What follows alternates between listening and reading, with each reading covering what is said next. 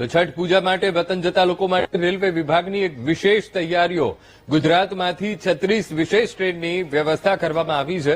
અત્યાર સુધીમાં રાજ્યમાંથી 1 લાખ લોકો યુપી બિહાર પહોંચ્યા છે।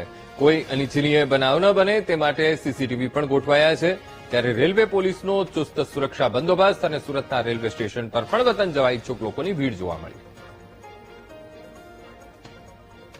પૂજાનું વિશેષ મહત્વ હોય છે। ગુજરાતમાં યુપી અને બિહારથી જે લોકો આવીને અહીંયા રોજગાર મેળવતા હોય છે તે દિવાળીની આસપાસ યુપી બિહાર પોતાના માર્ગે વતન જતા હોય છે, પરંતુ ટ્રેનની અવ્યવસ્થા હોવાના કારણે લોકો હેરાનગતિનો સામનો પણ કરવો પડે છે। પરંતુ વાત કરવામાં આવે, આ વર્ષે વેસ્ટર્ન રેલવે દ્વારા વિશેષ આયોજન કરવામાં આવ્યું છે। અમદાવાદ, સુરત, બરોડા, રાજકોટ કે જે જગ્યાએથી યુપી બિહારના લોકો માર્ગે વતન જવા માંગતા હોય ત્યાં તમામ જે રેલવે સ્ટેશન છે તે રેલવે સ્ટેશન ખાતે ખાસ વેઇટિંગ રૂમ તૈયાર કરવામાં આવ્યા છે।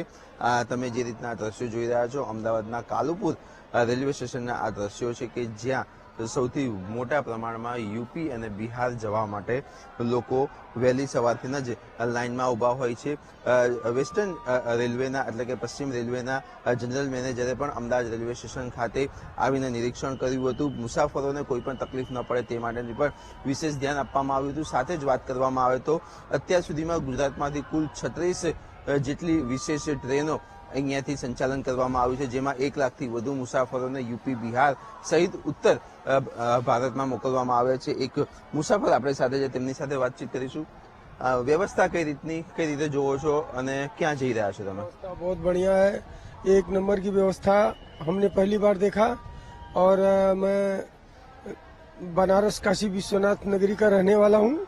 मैं अहमदाबाद से कई बार सफर किया, लेकिन आज की जो व्यवस्था है, इस बार की जो व्यवस्था की गई है, रेलवे स्टेशन और सीओ साहब एंड सभी समस्त कर्मचारीगण का बहुत बहुत धन्यवाद।